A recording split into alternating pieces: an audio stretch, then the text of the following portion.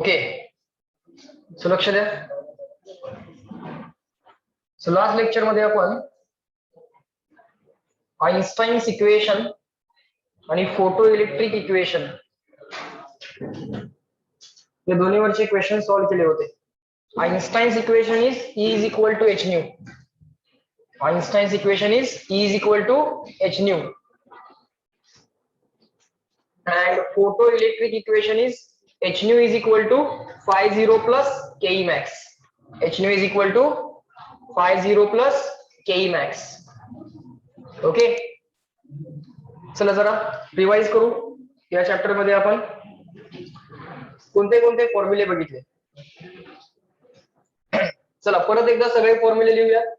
परत एकदा सगळे अप्रॉक्सिमेशन्स आणि ज्या काही कॅल्क्युलेशनच्या ट्रिक्स होत्या त्या सुद्धा लिहूया. Okay, let us write the calculation tricks and the approximation of that calculation and all the formulae once again. Okay, the first formula that we learned was h nu is equal to, or rather I will say E is equal to h nu, energy of photon. काय होता? E is equal to h nu, energy of photon. E is equal to h nu. Frequency nu याला कसं replace करता येईल? How to replace frequency nu? C by lambda. Nu is equal to C by lambda. Again, nu is equal to C by lambda. Because V is equal to n lambda. Speed is equal to frequency into wavelength. So speed of light C, frequency of wave nu or frequency of light nu, wavelength of light lambda. So if you want to replace frequency nu is equal to C by lambda, and if you want to replace lambda, then lambda is equal to C by nu. Nu is equal to C by lambda, lambda is equal to C by nu. बर, energy E is equal to h nu. यातला nu जर replace केला तर answer होत आहे nu replace केला C by lambda, so hc by lambda. But hc is universal constant. hc is universal constant. H is universal constant. C is also universal constant. So that multiplication you can figure out in advance. Already तुम्ही जर ती value calculate करून ठेवली तर calculation नंतर करावं लागणार नाही. आता ही energy E, energy of photon E, लक्ष समोर पाहिजे, मध्ये मध्ये कोणी बोलणार नाही.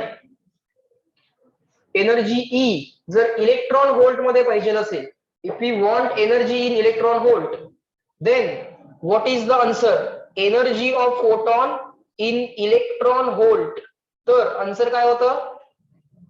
12,400 divided by lambda in angstrom unit. 12,400 divided by lambda in angstrom unit. Exact calculation करायचं असेल तर हे तर झालं अप्रॉक्स, हे तर झालं approx, slightly approx calculation. Exact calculation करायचं असेल तर 12,431 divided by lambda in angstrom unit. This is the calculation required for exact value आणि हे approximate value. बरोबर, हे झालं एनर्जी ऑफ फोटॉन साठीचं कॅल्क्युलेशन. ओके, त्यानंतर काय होतं आपल्याकडं? त्यानंतर आपल्याकडे होतं आइन्स्टाईन, हे झालं आइन्स्टाईन्स इक्वेशन. त्यानंतर होतं फोटो इलेक्ट्रिक इक्वेशन. ते कसं होतं? Energy of photon will be utilised in two ways. Energy of photon will be utilized in two ways. First is to make the electron free from the atom. To make the electron free from the atom म्हणजे phi 0 म्हणजे work function. थोडी energy इलेक्ट्रॉनला ऍटमच्या किंवा न्यूक्लियसच्या influence पासून बाहेर आणण्यासाठी. कारण nucleus त्याला attract करताय इलेक्ट्रॉनला. जो काय मेटल आहे त्या मेटल मध्ये ऍटम्स आहेत, त्या ऍटम्स मध्ये न्यूक्लियस आहे, न्यूक्लियस पॉझिटिव्हली चार्जड आहे. सो त्याच्या अट्रॅक्शनला ओव्हरकम करण्यासाठी जी काही एनर्जी लागते ती एनर्जी म्हणजे वर्क फंक्शन. ते वर्क फंक्शन हे प्रोव्हाइड केलं पाहिजे. सो फोटॉनची थोडी एनर्जी वर्क फंक्शन म्हणून खर्च झाली. रिमेनिंग जी काही एनर्जी आहे ती इमिजिएटली इलेक्ट्रॉनला कायनेटिक एनर्जी म्हणून दिली जाते. मग ती एनर्जी घेऊन इलेक्ट्रॉन बाहेर पडत असतो, पण बाहेर पडताना तो इतर ऍटम्स बरोबर, इतर इलेक्ट्रॉन्स बरोबर कोलाइड होतो. आणि हे जे काय कोलिजन्स असतात हे काय परफेक्टली इलास्टिक असत नाही. थोडी एनर्जी इलेक्ट्रॉनची लॉस होते. कळतंय का? सो इलेक्ट्रॉन हा आफ्टर मल्टिपल कोलिजन्स तो ऍटम मधून बाहेर येऊ शकतो किंवा मेटलच्या सरफेस मधून बाहेर येऊ शकतो आणि तेव्हा त्याची एनर्जी लॉस होते. सो एक्झॅक्ट इक्वेशन जर लिहायचं असेल तर बाहेर पडताना इलेक्ट्रॉनची असणारी केई आणि त्यानं केलेला लॉस असं हे एक्झॅक्ट इक्वेशन लिहिलं पाहिजे. पण समजा for a particular electron which is not at all colliding with any other electron or atom, it will have the maximum possible kinetic energy. So for that electron, if the loss is zero, then energy of incident photon will be utilized in two ways. First is for work function, and second is all the remaining energy will be given to the electron as kinetic energy, and that energy will be possessed by electron without any loss. Electron की energy कुठल्याही collision मध्ये loss करणार नाही. So फोटॉनची आलेली energy थोडी इलेक्ट्रॉनने घेतली, work function म्हणून दिली, बाकी सगळी एनर्जी तो घेऊन डायरेक्टली बाहेर पडला. Such electrons are called as most energetic electrons. काय म्हणतात त्याला? रिपीट करा. Most energetic electrons. The electrons having maximum possible kinetic energy are called as most energetic electron. अशा मोस्ट एनर्जेटिक इलेक्ट्रॉन्सना जर रिव्हर्स पोटेन्शियल लावून, स्टॉपिंग पोटेन्शियल लावून जर तुम्हाला थांबवायचं असेल तर तुम्हाला निगेटिव्ह पोटेन्शियल लावावं लागेल, रिपेल करावं लागेल. त्यासाठी इलेक्ट्रॉनची सगळी कायनेटिक एनर्जी तुम्हाला झिरो करावी लागेल. इलेक्ट्रॉनला स्टॉप करायचं. सो इलेक्ट्रॉनची कायनेटिक एनर्जी झिरो करण्यासाठी reverse potential, opposite potential, stopping potential apply करावं लागेल. सो त्यानंतर जो फॉर्म्युला तयार झाला होता तो असा, KE max is equal to E into VS. आठवतंय का? KE max is equal to E into VS. केई max is the maximum kinetic energy of the electron. E is the charge on the electron. Vs is the stopping potential. This is going to be the positive number. Forget about plus minus. Don't take tension of plus minus. E is also the positive number. Forget about plus minus. Vs is also the positive number. Stopping potential is going to be the positive number. And if you want to write it as negative value, then you will write it as minus Vs. Minus Vs. Vs is the value. Stopping potential of 2 volt. म्हणजे हे reverse potential आहे हे आमचं आम्हाला कळलं पाहिजे. Stopping potential of 2 volt म्हणजे हे रिव्हर्स पोटेन्शियल आहे आमचं आम्हाला कळलं पाहिजे. But this is going to be a positive number. This is going to be a positive number. This is going to be the positive number. Okay. त्यानंतर एक rule लक्षात ठेवायला सांगितला होता की जनरली आम्हाला स्टॉपिंग पोटेन्शियल दिलं, समजा स्टॉपिंग पोटेन्शियल दिलं 5 व्होल्ट. मग केई मॅक्स किती? 5 इलेक्ट्रॉन व्होल्ट. स्टॉपिंग पोटेन्शियल किती दिलं? 5 व्होल्ट. केई मॅक्स लगेच सांगता येते. कशी सांगता येते? 5 इलेक्ट्रॉन व्होल्ट. म्हणजे stopping potential in volt is equal to KE max in electron volt. Repeat करा स्टेटमेंट. हा, stopping potential in volt is equal to KE max in electron volt. आता मला सांगा, केई मॅक्स दिली आणि स्टॉपिंग पोटेन्शियल विचारलं. Electron having the KE max of 1.6 electron volt. Sorry, मी काय म्हटलं पाहिजे? करेक्ट म्हटलंय. केई मॅक्स दिले आणि स्टॉपिंग पोटेन्शियल विचारलंय. सो क्वेश्चन कसा आहे? A electron having the maximum kinetic energy और the KE max of 1.6 electron volt is ejected from the metal surface. Calculate the stopping potential required. काय answer असेल? 1.6 volt. काय असेल?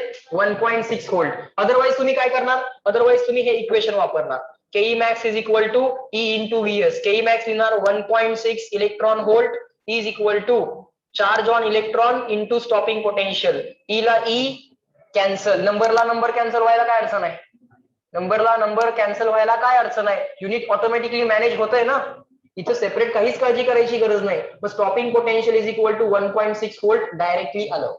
So stopping potential in volt is equal to KE max in electron volt. Stopping potential volt मध्ये दिलं तर तीच value केई max electron volt मध्ये असते.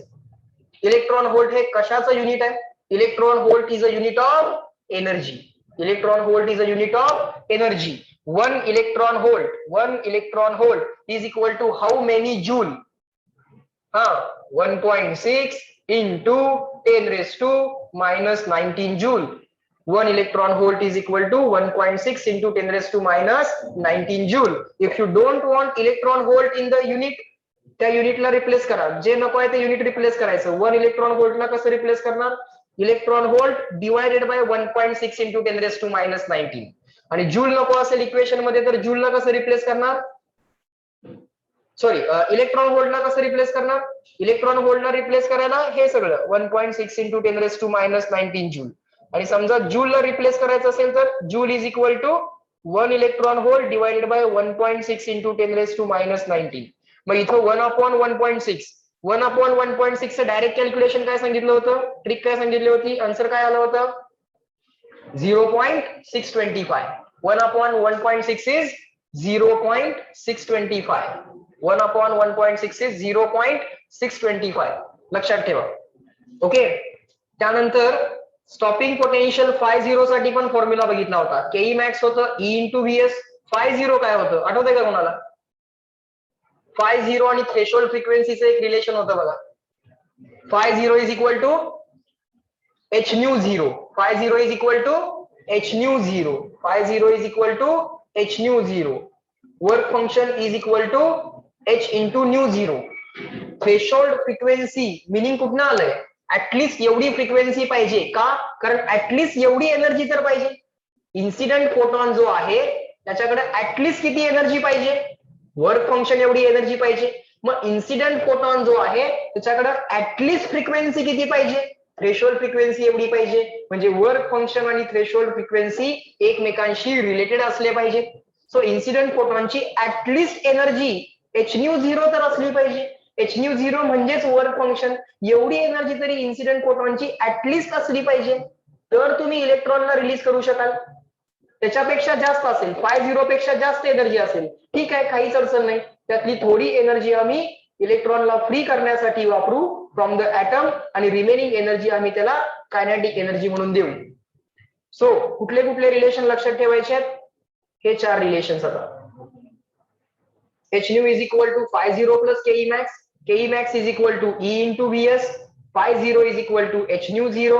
परत तुम्ही या h nu 0 ला काय लिहू शकताय, hc by lambda 0. nu 0 is the threshold frequency, lambda 0 is the threshold wavelength. आणि त्यानंतर हे relations E is equal to h nu, energy of photon E is equal to h nu आणि E is equal to hc by lambda. Calculation trick कुठल्या कुठल्या, ही एक calculation trick.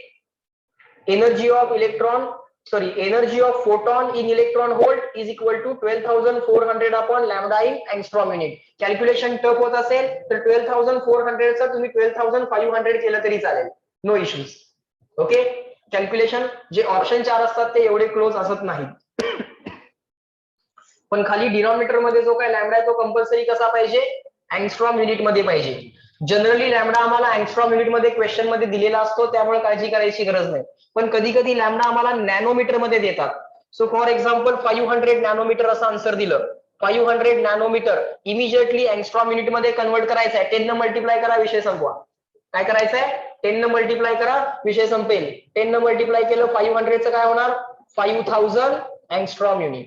So nanometer मध्ये generally answer कधी कधी आम्हाला option मध्ये दिसणार आहे. नॅनोमीटरचं अँगस्ट्रॉम युनिट, अँगस्ट्रॉम युनिटचं नॅनोमीटर इमिजिएटली करता यायला पाहिजे. आपल्याला लॅम्बडा कोणत्या युनिट मध्ये पाहिजे, अँगस्ट्रॉम मध्ये पाहिजे. आपल्याला लॅम्बडा कोणत्या युनिट मध्ये पाहिजे, अँगस्ट्रॉम मध्ये पाहिजे. असेल तर ठीक, नसेल तर तो कुठल्या युनिट मध्ये असणार आहे, नॅनोमीटर मध्ये असणार आहे. 10 न मल्टिप्लाय करायचं, अँगस्ट्रॉम युनिट मध्ये आणायचं. 10 न मल्टिप्लाय करायचं आणि अँगस्ट्रॉम युनिट मध्ये आणायचं. समजतंय, लॉजिक लक्षात आलं.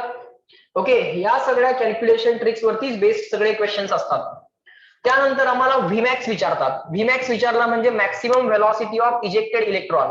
काय नाही, के मॅक्स कॅल्क्युलेट करता येतं तुम्हाला, तुम्ही के मॅक्स कॅल्क्युलेट करा आणि के मॅक्स ला पुढेच काय लिहिणार, के मॅक्स ला K max is equal to 1/2 m into Vmax square, where m is the mass of electron, Vmax is the maximum velocity of the electron, Kemax is the maximum kinetic energy of the electron. Kemax तुम्ही या इक्वेशनचा use करून calculate करू शकता, किंवा जर stopping potential दिला असेल तर या इक्वेशनचा यूज करून कॅल्क्युलेट करू शकता. पण एक काळजी घ्यायची आहे, Vmax कॅल्क्युलेट करताना एक काळजी घ्यायची आहे. कोण सांगेल मला, सांगितलं होतं लक्षात ठेवायला. Vmax स्क्वेअर काय येणार, हा 2 times ke max divided by हा m. Vmax चं कॅल्क्युलेशन किती येणार, आठवा जरा हे सगळं, under root 2 times ke max divided by mass of electron, हे सगळं करता येईल, no issues. Mass of electron असतंय किती, मास ऑफ इलेक्ट्रॉन किती असतंय 9.1 इंटू 10⁻⁻31 kg. 9.1 ला अप्रॉक्सिमेटली 9 करता येतंय, 9चं स्क्वेअर रूट 3 बाहेर निघतंय, तो इश्यूच नाहीये, तो इश्यूच नाहीये. 9.1 न डिवाइड करणं ऍज सच इश्यू नाहीये. आणि समजा 9.1 एक्झॅक्टलीच डिवाइड करायचं असेल तर 9.1 ला तुम्ही 13 इंटू 0.7 करू शकता. 13 इंटू 0.7 इज 9.1. Divide by 13 is not a big deal, 13चा पाडा येतोय. Divide by 7 is not a big deal, त्यामुळे divide by 9.1 is not going to be a big deal. But while substituting the value of Ke max you should be careful. He Ke max ची value SI unit मध्येच substitute झाली पाहिजे, कारण final answer metre पर second मध्ये असतं. पण Ke max generally तुम्ही जो कॅल्क्युलेट करता तो इलेक्ट्रॉन व्होल्ट मध्ये कॅल्क्युलेट करता. Ke max तुम्ही कोणत्या युनिट मध्ये कॅल्क्युलेट करता, इलेक्ट्रॉन व्होल्ट, कारण तसेच पॅरामीटर्स क्वेश्चन मध्ये दिलेले असतात. सो Ke max तुमचा जो कॅल्क्युलेट होतो तो इलेक्ट्रॉन व्होल्ट मध्ये कॅल्क्युलेट होतो.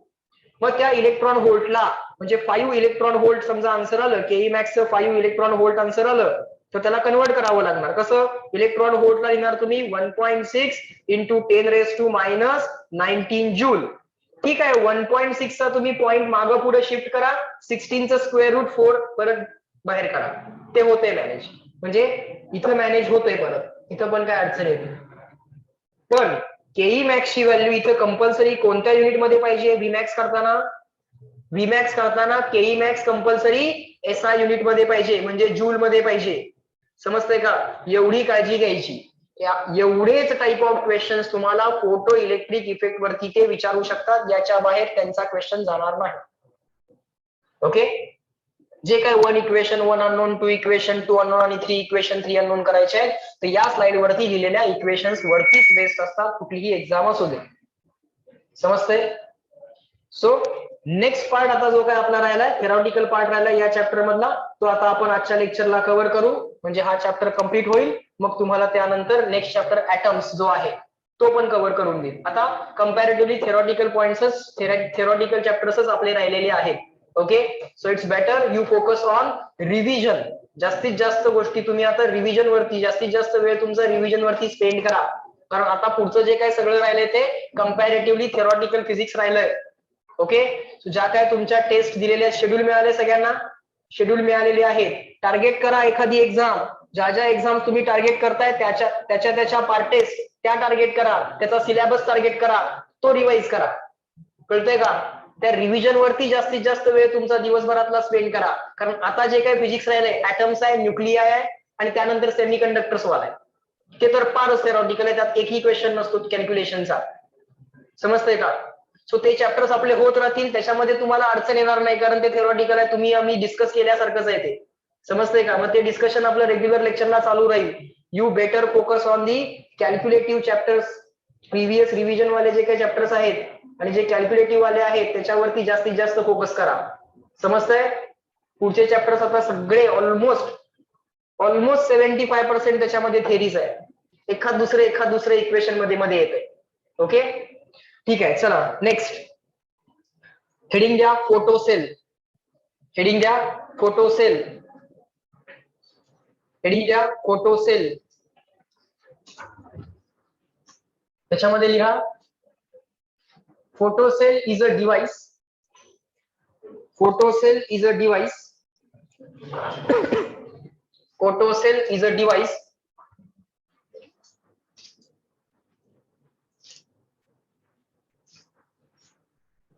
photocell is a device that makes the use of photoelectric effect. Photocell is a device that makes the use of photoelectric effect, that makes the use of photoelectric effect, that makes the use of photoelectric effect, that makes the use of photoelectric effect and converts light energy into electrical energy, and converts light energy into electrical energy. and converts light energy into electrical energy.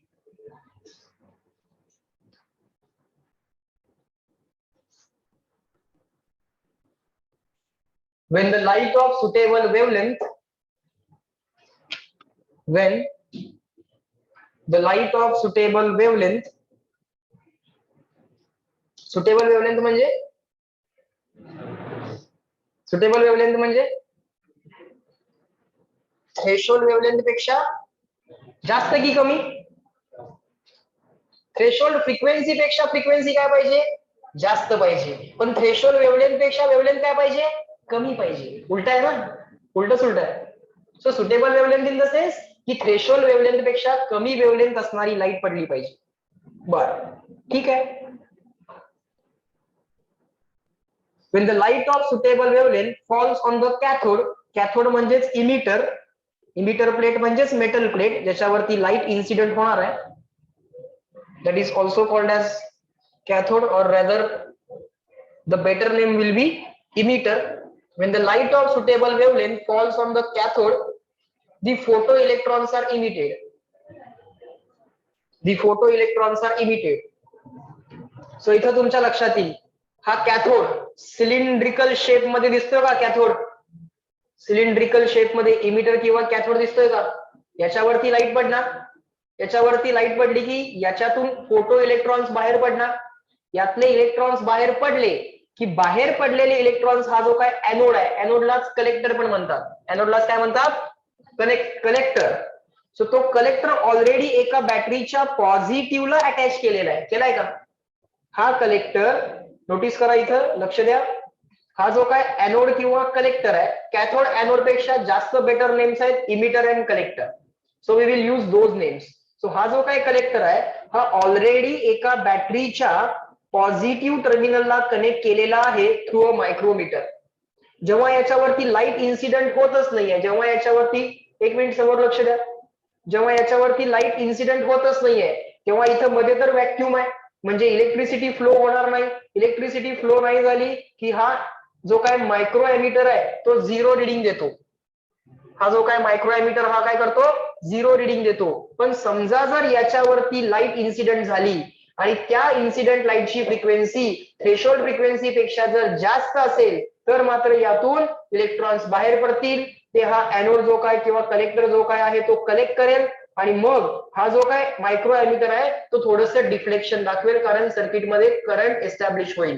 जोपर्यंत जेवढ्या टाइमसाठी या emitter वरती photons incident आहेत, जोपर्यंत या emitter वरती light incident आहे तोपर्यंत या सर्किटमध्ये करंट दिसेल. समजतंय का? जेव्हा इन्सिडेंट व्हायची लाईट बंद झाली तेव्हा इमिट व्हायचे इलेक्ट्रॉन्स बंद झाले. इमिट व्हायचे इलेक्ट्रॉन्स बंद झाले की या एमिटरचं रिडिंग 0. समजतंय का? तर या एमिटरचं रिडिंग 0 होईल जर लाईट इन्सिडेंट व्हायची बंद झाली तर. पण एक कंडिशन आहे, इन्सिडेंट लाईटची जी काय फ्रिक्वेन्सी आहे ती काय पाहिजे? थ्रेशोल्ड फ्रिक्वेन्सी पेक्षा जास्त पाहिजे. और या इन्सिडेंट लाईटची जी काय वेवलेंथ आहे ती मात्र थ्रेशोल्ड वेवलेंथ पेक्षा कमी पाहिजे. ही जर कंडिशन सॅटिस्फाय झाली असेल आणि लाईट जर इन्सिडेंट असेल तर या सर्किटमध्ये करंट तुम्हाला दिसणार, मायक्रो एमिटर रिडिंग देणार. ओके. सो अशा टाइपच्या डिव्हाइसेसचा यूज कुठं करता येतो? ऑब्जेक्ट काउंटिंग साठी करता येतो. ऑब्जेक्ट काउंटिंग साठी करता येतो. बघा, एखादे ऑब्जेक्ट जर काउंट करायचे असतील, ओके, बघा आता याचे इंटरेस्टिंग यूज कसे आहेत बघा. समजा माझ्याकडे एक लाईटचा सोर्स आहे, ओके, एक लाईटचा सोर्स आहे आणि इकडे एक फोटो सेल आहे, इकडे एक फोटो सेल आहे. ओके. या फोटो सेलचा हा इमिटर आहे, हा कलेक्टर आहे. हा जो काही कलेक्टर आहे हा ऑलरेडी बॅटरीच्या पॉझिटिव्हला कनेक्ट करून ठेवलेला आहे, म्हणजे इलेक्ट्रॉन्स एमिट झाले की तो अट्रॅक्ट करेल. इथे एक मायक्रो एमिटर लावून ठेवलेला आहे. ओके. अशी अरेंजमेंट आपण केलेली आहे. आता हा लाईटचा सोर्स हा कंटिन्युअसली, हा लाईटचा सोर्स काय करतोय? कंटिन्युअसली याच्यावरती लाईट इन्सिडेंट करतोय. त्यामुळे या सर्किटमध्ये कंटिन्युअसली करंट असेल, कारण इथं लाईट इन्सिडेंट झाली की इलेक्ट्रॉन्स बाहेर पडले की हा जो काय कलेक्टर आहे तो इलेक्ट्रॉन्स कलेक्ट करेल. कलेक्ट केला की या सर्किटमध्ये हा इलेक्ट्रॉनचा असा अँटी क्लॉकवाईज करंट आणि पॉझिटिव्ह चार्जचा असा क्लॉकवाईज करंट डेव्हलप होईल, एमिटर रिडिंग देणार. आता एखादा ऑब्जेक्ट किंवा एखादा पर्सन जेव्हा या लाईटला क्रॉस करेल, क्रॉस करून पुढे गेला, मॉल्स मध्ये असतात, जेव्हा तुम्ही या लाईटला क्रॉस करून पुढे जाता तेव्हा या सर्किट मधला current for a given second और फॉर अ गिवन मुवमेंट काय होतो? 0 होतो. मग या सर्किट मधला करंट सेन्स या हा एमिटर करू शकतो. करंट 0 झाला की एमिटरचं रिडिंग काय होतं? 0 होतं. पुढच्या सर्किटला सांगून ठेवलेलं असतं की या एमिटरकडे तू बघत राहा. दुसरं एक इलेक्ट्रॉनिक सर्किट त्याला सांगून ठेवलेलं असतं की या एमिटरकडे बघत राहा. तो काय करतो? या एमिटर मधला करंट 0 झाला की काउंटरचा 1 न काउंट काय करतो? वाढवतो. सो मॉल मध्ये वरती तुम्हाला एक इलेक्ट्रॉनिक डिस्प्ले दिसत असेल, त्या डिस्प्ले मध्ये काउंट 1 न वाढतो. त्याच्या पुढे एक डिस्प्ले सर्किट लावून ठेवलेलं असतं किंवा काउंटर जो काय आहे. सो आता काउंट, आता एक पर्सन आहे 1, अजून एक वाढला, हाच काउंट किती होणार? 2, अजून एक पर्सन वाढला 3 वेळा करंट, तिसऱ्यांदा करंट 0 झाला, चौथा माणूस गेला, चौथ्यांदा करंट 0 झाला, कोणीच जात नाहीये, कंटिन्युअसली करंट असेल. समजतंय का? जेव्हा या लाईटला तुम्ही कट कराल तेव्हा इथला करंट काय होईल? 0 होईल. हा जो काय करंट 0 होतोय तो एका दुसऱ्या सर्किट कडून कंटिन्युअसली मॉनिटर केला जातोय. ऍप्लिकेशन समजतायत का? दुसरं एक ऍप्लिकेशन आहे स्ट्रीट लाईट ज्या काय असतात. रस्त्यावरती जर अंधार पडला तर स्ट्रीट लाईट लावली पाहिजे ना? का दुपारी 12 वाजता स्ट्रीट लाईट लावली पाहिजे? नाही, संध्याकाळी वापरली पाहिजे. संध्याकाळी म्हणण्यापेक्षा पण आपण असं म्हटलं पाहिजे की जेव्हा अंधार आहे तेव्हा स्ट्रीट लाईट ऑन झाली पाहिजे. पण जेव्हा दिवसा जेव्हा भरपूर लाईट आहे, भरपूर लाईट म्हणजे overall number of incident photons जे काय असतात ते कलेक्टर ते इमिटर वरती जास्त असतात. आता दिवसा बघा फार जास्त लाईट आहे, लाईटची इंटेन्सिटी फार जास्त आहे, म्हणजे more number of photons are reaching to your eyes. पण समजा पावसाचं वातावरण क्रिएट झालं तर ओव्हरऑल थोडीशी डार्कनेस येते, म्हणजे overall number of photons reaching your eyes कमी होतात. मग overall number of photons which are naturally incident on this emitter, बघा एक इमिटर प्लेट अशी ऍटमॉस्फिअरला ओपन करून ठेवली, जास्तीत जास्त फोटॉन्स येत असतील तर जास्त फोटॉन्स येत असतील तर जास्तीत जास्त करंट या सर्किटमध्ये असेल. पण जेव्हा ओव्हरऑल सनलाईट कमी होणार तेव्हा overall number of photons incident on this ते पण कमी होणार. त्यामुळे overall number of electrons emitted by this emitter ते सुद्धा कमी होणार. इमिटेड इलेक्ट्रॉन्स कमी झाले की कलेक्टेड इलेक्ट्रॉन्स कमी झाले, कलेक्टेड इलेक्ट्रॉन्स कमी झाले की सर्किट मधला करंट कमी झाला. एका सर्टन व्हॅल्यू पेक्षा जर करंट कमी झाला की समजायचंय की स्ट्रीट लाईट ऑन करायची वेळ झाली. समजतंय का? ऍप्लिकेशन समजतायत का? कळतंय का? जोपर्यंत जेवढी जास्त इंटेन्सिटी असेल लाईटची तेवढे जास्त इन्सिडेंट नंबर ऑफ फोटॉन्स, तेवढा जास्त current. He intensity of incident light कमी कमी कमी कमी नॅचरल लाईटची इंटेन्सिटी जर कमी कमी कमी कमी होत गेली तर काय होणार?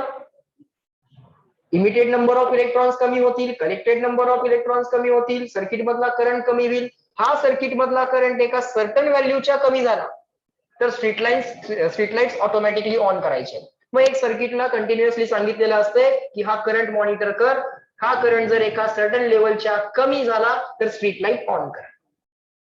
समजतंय का? समजायला लागलंय का? लॉजिक लक्षात येत आहेत? सो पुढच्या गोष्टी लिहून घ्या.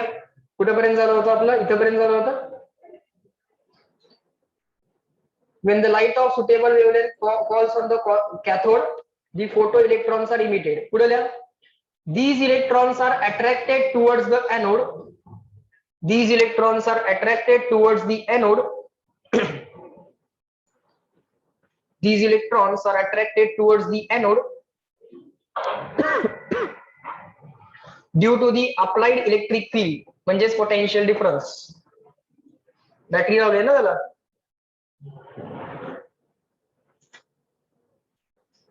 These electrons are attracted towards the anode due to the applied electric field. जे इलेक्ट्रॉन्स इमिट झाले ते कलेक्टरनं किंवा एनोडनं ओढून घेतले, अट्रॅक्ट केले. The generated photocurrent is noted from the microammeter. The generated photocurrent is noted from the microammeter. एक मायक्रोएमिटर ठेवलाय जो काय करंट डेव्हलप होतोय तो बघायला.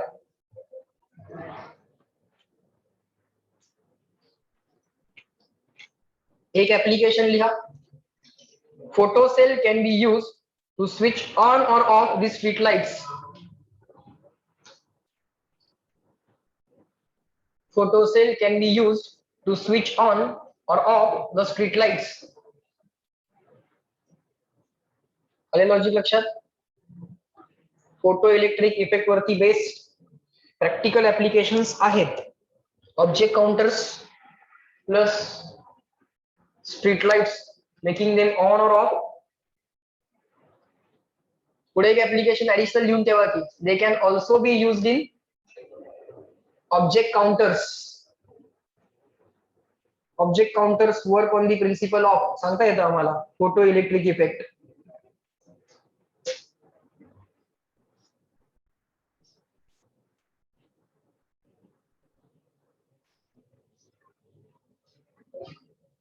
डायग्राम ड्रॉ करा. डायग्राम ड्रॉ करा. इमिटर प्लेट दाखवा. सिलेंड्रिकल इमिटर प्लेट दाखवा. कॅथोड वायर दाखवा. Incident light. ग्लास ट्यूब आहे. हे एन्क्लोज असतं सगळं आणि याच्या आत कम्प्लीट व्हॅक्यूम असते. कम्प्लीट व्हॅक्यूम आहे. एअर नाही आहे तिथे. Is a vacuum in between. किंवा इनर्ट गॅस ठेवला तरी चालेल, पण तो जरी ठेवला तरी इलेक्ट्रॉनच्या मोशनला तो प्रॉब्लेम करू शकतो, रेस्ट्रिक्ट करू शकतो. So it's better to keep there vacuum.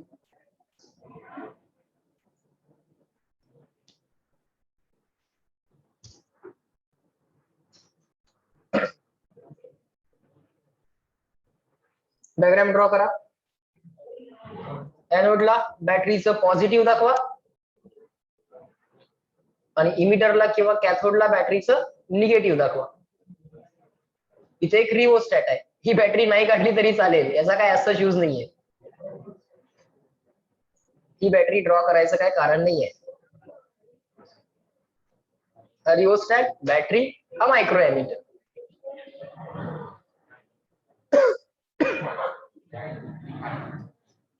काय मोठ्याने बोल. या एकूण काढू दिसत नाही. ओके एक सेकंड.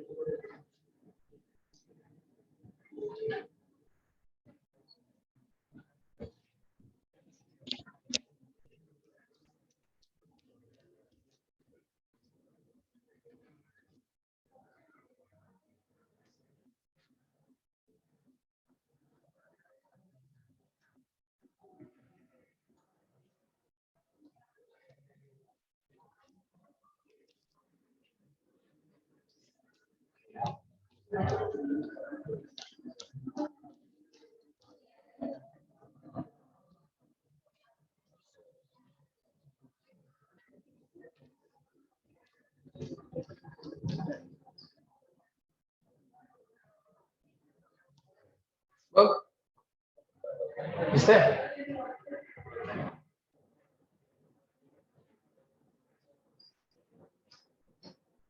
झाली डायग्राम ड्रॉ करून.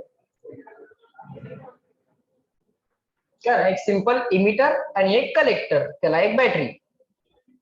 इमिटरला बॅटरीचं निगेटिव्ह, कलेक्टरला बॅटरीचं पॉझिटिव्ह, दोघांच्या मध्ये व्हॅक्यूम. लाईट पडली की इलेक्ट्रॉन एमिट, इलेक्ट्रॉन एमिट झाले की करंट दिसणार. लाईट नसेल करंट बंद, लाईट आली करंट आहे. Simple device.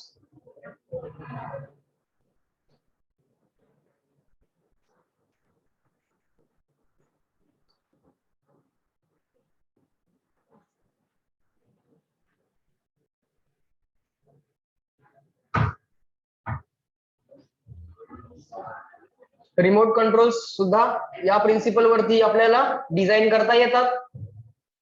Remote controls. तिकडे एक कलेक्टर बसवला, इकडे लाईटचा सोर्स आहे.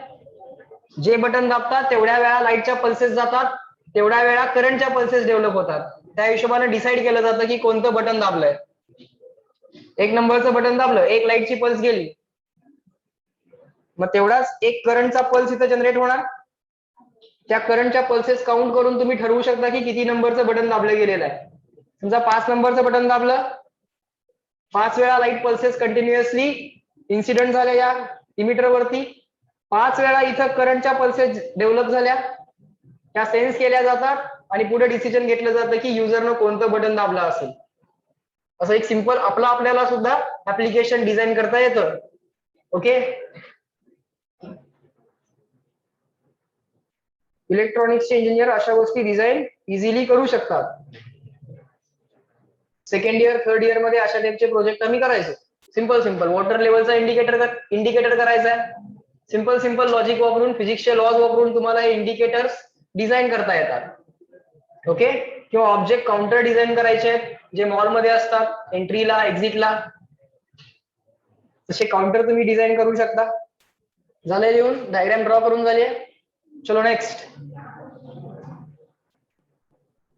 लिहा. D Broglie hypothesis. स्पेलिंग आणि त्याचं प्रोनाउन्सिएशन डिफरंट आहे. De Broglie hypothesis. तुम्हाला डी ब्रॉगिली म्हणायचं असेल डी ब्रॉगिली म्हणा, मला काही अडचण नाही. डी ब्रॉगली, डी ब्रॉय असं म्हणतात त्याला, म्हणताना तर D Broglie. D Broglie, de Broglie म्हणूया का? BROGLIE. That is also perfectly fine. तो आपल्याला ओळखतोय का? नाही. तर त्याचं नाव आपण वेडेवाकडे घेतलं, तो काय आपल्याला मारणार आहे का? नाही. मग सो डी ब्रॉय हायपोथेसिस हा एक फार हुशार माणूस होता. त्याने काय विचार केला बघा, लिहा. Just like light has dual nature, just like light has dual nature, the matter should also possess dual nature. This is the hypothesis. असं मला वाटतंय, असं सांगितलं त्यानं. Just like light has dual nature, the matter should also possess dual nature. जर रेडिएशनला dual nature आहे, light जर particle म्हणून पण बिहेव करू शकते, म्हणजे वेव्ह जर पार्टिकल सारखं बिहेवियर दाखवते, तर पार्टिकल सुद्धा वेव्ह सारखं बिहेवियर दाखवणार. सो तो काय म्हणतो, just like light has dual nature, the matter should also possess dual nature. This is what I think. मग तुम्ही म्हणाल सर हे बाकीच्यांनी पण विचार केला असेलच की, बाकीच्यांनी हा विचार केला असेलच की. येस, बाकीच्यांनी हा विचार केला होताच, पण डी ब्रॉयनी काही इक्वेशन्स दिल्या होत्या. बरं, त्यानं ज्या इक्वेशन्स दिल्या होत्या, गंमत बघा, त्यानं ज्या इक्वेशन्स दिल्या होत्या त्या इक्वेशन्सला त्याच्याकडे प्रूफ नव्हतं. तो म्हणतोय असं असतंय, असं होतंय, असं असतंय. बरं, त्याच्याकडे त्याचं प्रूफ पण नाहीये. नंतर हे सगळं व्हेरीफाय करण्यात आलं आणि त्यासाठी जन्माला यावा लागला आईन्स्टाईन. नाही रे, प्रत्येक वेळी आईन्स्टाईन काय, त्यासाठी जन्माला यावा लागला बोर नावाचा माणूस. Niels Bohr. ऐकलं असेल केमिस्ट्री मध्ये नाव, नील बोर. त्यानं ऍटॉमिक स्ट्रक्चर एक्सप्लेन केलं. त्या माणसानं ऍटॉमिक स्ट्रक्चर एक्सप्लेन केलं. नेक्स्ट चॅप्टर आहे ऍटम्स, तो त्या माणसाला डेडिकेटेड आहे. हा चॅप्टर आईन्स्टाईनला डेडिकेटेड आहे. पुढचा चॅप्टर नील बोरला डेडिकेटेड आहे. ओके, त्यानंतर न्यूक्लियर नावाचा चॅप्टर जो आहे तो कोणासाठी, नाव ऐकलं असेल तुम्ही, क्युरी, मारी क्युरी. तिला तो डेडिकेटेड असेल. ओके, बर ठीक आहे. चला, सो यानं काय काय इक्वेशन्स दिल्या बघा डी ब्रॉगलीनं. लिहा. डी ब्रॉगली और D Broglie propose that a moving material particle. लिहा लिहा, फार इंटरेस्टिंग आहे. पुढचं फिजिक्स सगळं स्टोरीज आहे. D Broglie propose that a moving material particle. D Broglie propose that a moving material particle of total energy E and momentum P, ज्या particle कडे total energy E आहे आणि ज्याचा मोमेंटम P आहे, has a wave associated with it. त्याच्याशी एक wave associated असते असं तो म्हणतो. बर, the wavelength associated with moving particle, the wavelength associated with moving particle, the wavelength associated with moving particle she associated असणारी wavelength lambda is equal to h upon p, where p is the momentum that we have written above. Momentum P, energy E. Lambda is equal to h upon p. Lambda is equal to h upon p. तुम्ही या momentum p ला mass into velocity असंही replace करू शकता. You can replace this momentum p by mass into velocity. Mass of the object into velocity of the object. So lambda is equal to h upon p, which is equal to h upon mv. पुढे लिहा, if the kinetic energy of moving particle is k, if the kinetic energy of moving particle is k, then kinetic energy k can be written as 1/2 mv square. Kinetic energy लिहिता येते 1/2 mv square. Kinetic energy k can be written as 1/2 mv square. Then you can multiply the numerator and denominator by m. इथं numerator ला आणि denominator ला m न multiply करा. Answer येईल 1/2 m square v square upon m. वरती आणि खाली m न मल्टिप्लाय केलं. We multiplied numerator and denominator by m. Then we get 1/2 m square v square upon m. पण m square v square म्हणजे काय? mv bracket square 1/2 m into v bracket square upon m. पण मास into velocity म्हणजे momentum. mv म्हणजे काय? Momentum. So 1/2 this is momentum p square upon m. So this value become momentum p square upon 2m. So kinetic energy can be written as p square upon 2m. Remember this formula, square bracket it. K is equal to p square upon 2m. Kinetic energy of the particle K is equal to p square upon 2m. Kinetic energy K is equal to p square upon 2m. Then momentum P can be written as हा 2m right side ला गेला, दोन्ही बाजूला square route. 2m right side ला गेला, दोन्ही बाजूला square root. P is equal to under root 2km. बरोबर का? पटतंय का? हा 2m राइट ला गेला म्हणजे 2km झालं, दोन्ही बाजूला स्क्वेअर रूट घेतलं, under root 2km. So momentum can be replace by under root 2km, where k is the kinetic energy and m is the mass. K is the kinetic energy of the particle and m is the mass. Thus, from lambda is equal to h upon p, आपण h upon p वरनं काय लिहू शकतो? p ला replace करू शकतो under root 2km नी. p ला कसं रिप्लेस करू शकतो? अंडर रूट 2km नी. So lambda is equal to h upon p. p म्हणजे momentum. Momentum can be written as under root 2km. So या मोमेंटमला लिहायचं अंडर रूट 2km. जर तुम्हाला एक्झाम मध्ये कायनेटिक एनर्जी आणि मास दिलेलं असेल तर डायरेक्टली तुम्ही हा फॉर्म्युला वापरायचा. मास इंटू वेलॉसिटी करत बसायचं नाही. कायनेटिक एनर्जी वरनं वेलॉसिटीचं कॅल्क्युलेशन करत बसायचं नाही. कायनेटिक एनर्जी दिली, परत वेलॉसिटी कॅल्क्युलेट करत बसायची नाही. मोमेंटमला डायरेक्टली अंडर रूट 2km करायचं. कळतंय का? सो हा फॉर्म्युला झाला लिहून. नेक्स्ट लिहा, वेवलेंथ ऑफ इलेक्ट्रॉन काढूया. आजपर्यंत काय बघितलं होतं? इलेक्ट्रॉन हा पार्टिकल आहे. सो आज पहिल्यांदा काय करतोय आपण? इलेक्ट्रॉनला एक वेव्ह प्रॉपर्टी असाइन करतोय, विच इज वेवलेंथ. सो लिहा पुढं, wavelength of electron. Write down wavelength of electron. बघूयात वेवलेंथ ऑफ इलेक्ट्रॉन काढायसाठी काय फॉर्म्युला मिळतोय आमच्याकडे. लिहा, we know lambda wavelength of a moving particle. काय असतो wavelength of a moving particle? Lambda is equal to h upon p. We know lambda is equal to h upon p.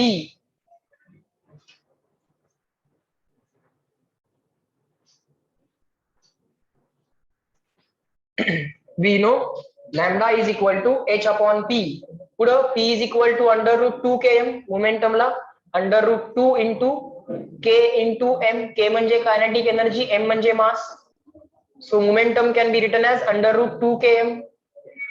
So lambda परत आपण लिहिला h upon root of 2km. p ला replace केलं under root 2km न. ठीक आहे, इथपर्यंत काहीच अडचण नाही.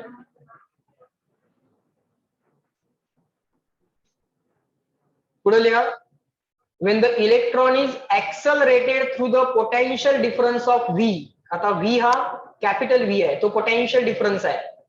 स्मॉल v वेलॉसिटी साठी वापरा, कॅपिटल V व्होल्टेज साठी किंवा पोटेन्शियल साठी वापरा. when the electron is accelerated through the potential difference of V, then the work done in accelerating the electron attract केला गेला समजा through a potential difference of V, then work done in accelerating the electron is equal to change in its kinetic energy. Work energy theorem. Work done is equal to change in kinetic energy.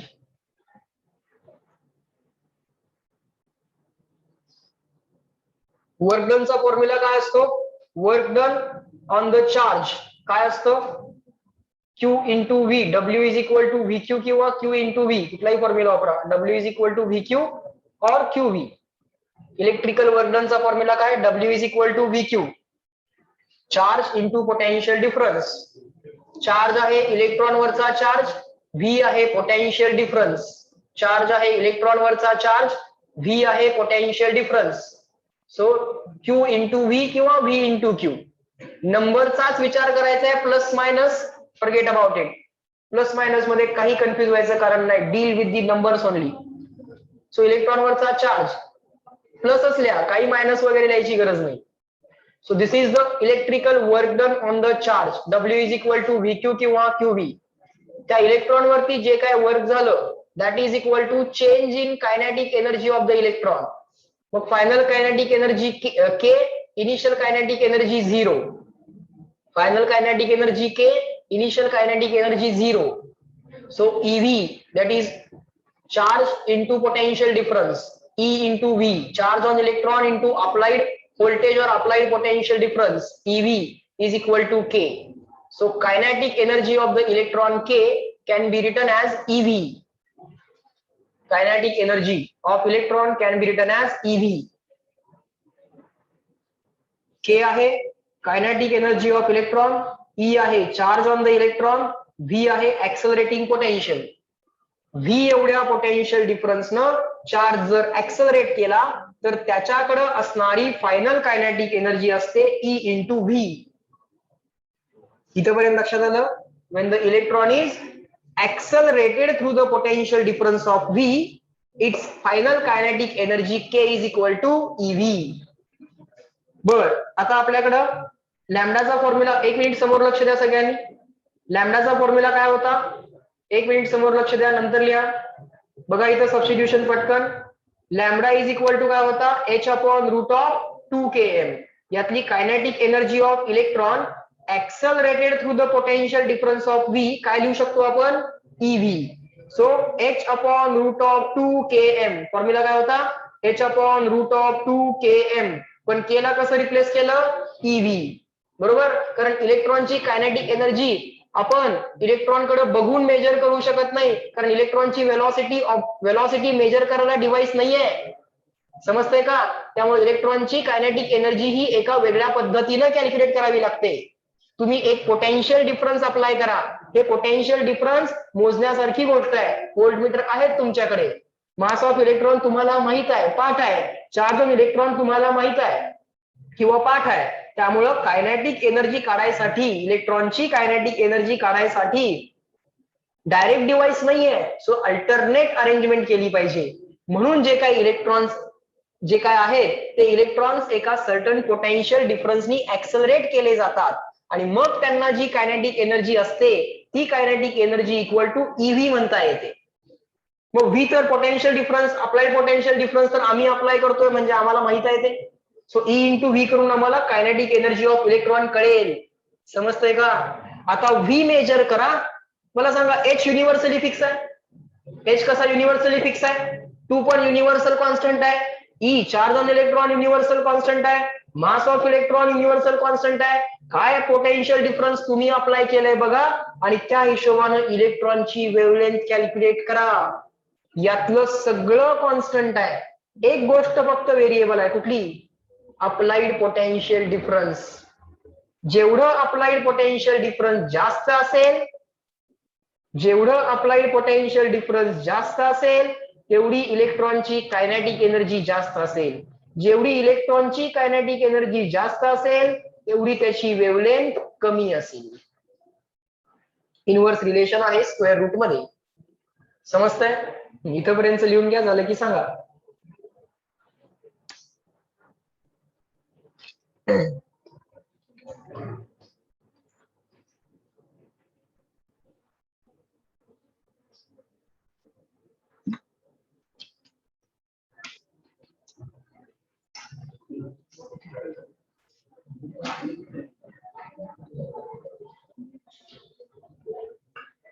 झालंय? आले का लक्षात?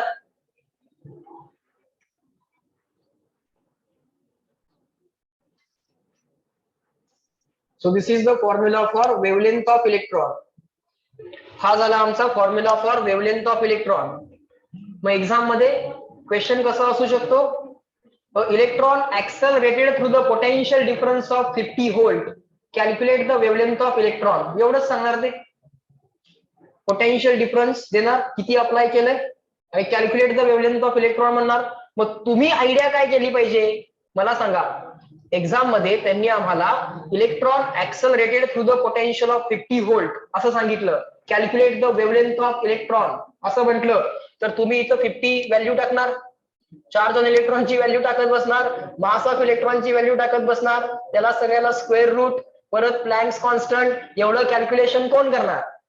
तेवढा वेळ नाही आपल्याकडं. मग आपण एक ऍडजस्टमेंट ऑलरेडी करून ठेवायची. बघा, कॅल्क्युलेशनची ट्रिक ऑलरेडी तयार करून ठेवली आहे.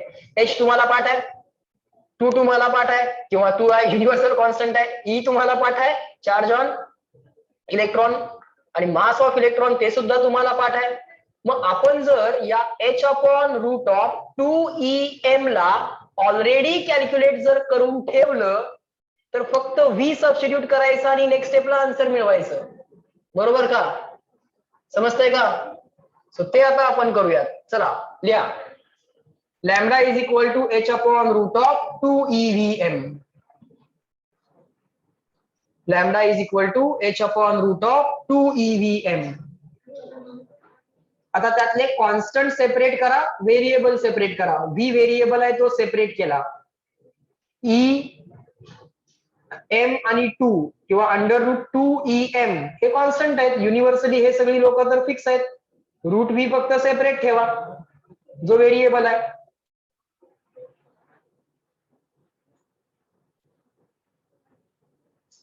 त्यानंतर लिहा h ची value. Putting h is equal to 6.63 into 10 raised to minus 34 joule second. h ची value. Charge on electron 1.6 into 10 raised to minus 19 coulomb.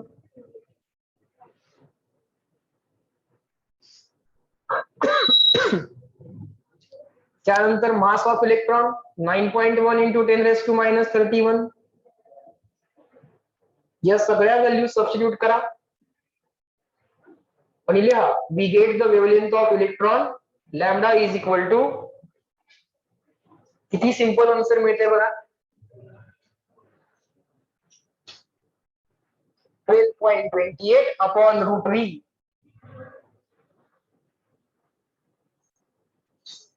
12.28 upon root v असं आन्सर मिळतंय. अरे पण 12.28 ला रूट ऑफ 150 पण लिहिता येते, करून बघा. 12.28 लाच रूट ऑफ 150 पण म्हणता येते. म्हणजे आन्सर काय आलं? Under root 150 upon v. इतकं सिंपल झालं. आता v 50 दिला होता, रूट 3 आन्सर आलं. नेक्स्ट स्टेपला उत्तर आहे 1.73 अँगस्ट्रॉम युनिट. समजलं का? पहिला लिहा, आपण परत डिस्कस करू. पहिला सगळं लिहून घ्या.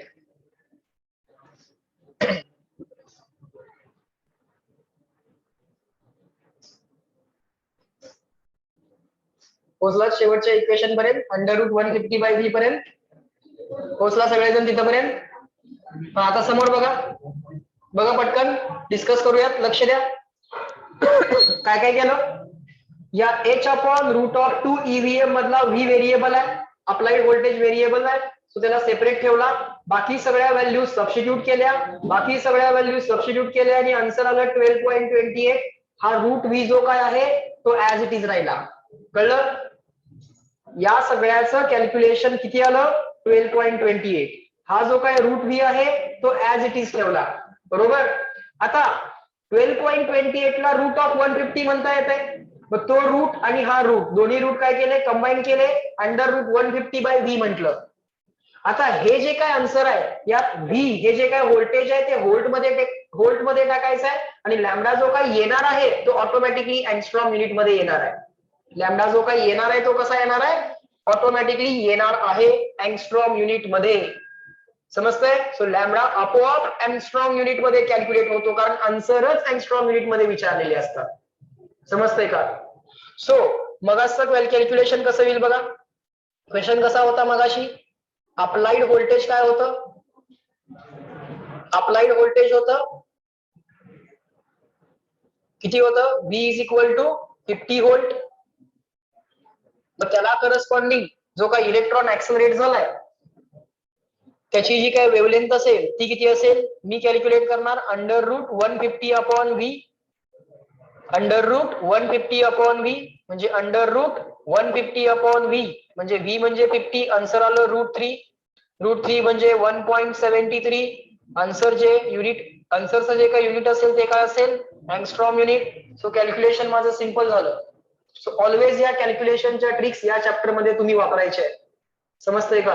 हे पाठच व्हायला पाहिजे. 12.28 upon √v wavelength of electron साठी आहे हे, फक्त कुठल्याही पार्टिकल साठी नाही.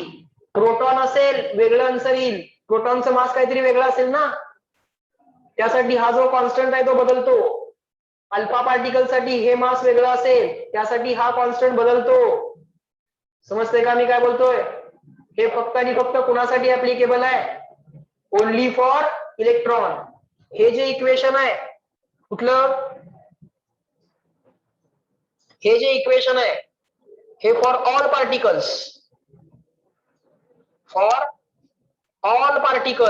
All moving particles. त्याचा मास टाका, त्याची कायनेटिक एनर्जी टाका, तुम्हाला कुठल्याही मुव्हिंग पार्टिकलची वेव्हलेंथ मिळते.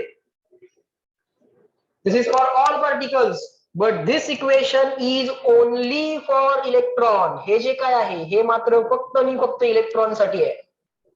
This is only for electron. हा जो काय ब्रॅकेट आहे त्याला लिहा, कन्फ्युज व्हायचं नाही, एक्झाम मध्ये बघायचं काय दिलंय. This is only for electron. This is only for electron and not for any other particle. Under root 150 by V जे असतं किंवा 12.28 अपॉन √v जे असतं that is only for electron. Clear? हे जे इक्वेशन आहे that is for any particle. कुठल्याही पार्टिकलचं मास इथे टाका, अप्लाइड व्होल्टेज टाका. या इक्वेशनला म्हणण्यापेक्षा आपण या इक्वेशनला म्हटलं पाहिजे फॉर ऑल पार्टिकल्स. कुठल्याही पार्टिकलचं मास आणि कुठल्याही पार्टिकलची कायनेटिक एनर्जी इथे टाका, त्या पार्टिकलशी असोसिएटेड जी वेव्ह आहे त्याची वेव्हलेंथ तुम्हाला मिळेल. ओके, झालं इथपर्यंत? नेक्स्ट डॅव्हिसन अँड जर्मर एक्सपेरिमेंट, ज्याविषयी मी तुम्हाला स्टार्टिंगला स्टोरी सांगताना सांगितलं होतं. अजून दोन लोक ज्यांनी फिजिक्स मध्ये फार मोठं कॉन्ट्रीब्युशन दिलं. काय दिलंय ब्रॅकेट मध्ये? Experimental evidence of wave nature of electron. आतापर्यंत लोक काय म्हणत होते? इलेक्ट्रॉनला वेव्ह नेचर पाहिजे असं म्हणत होते. Electron should be behaving as if it is a wave. कळतंय का?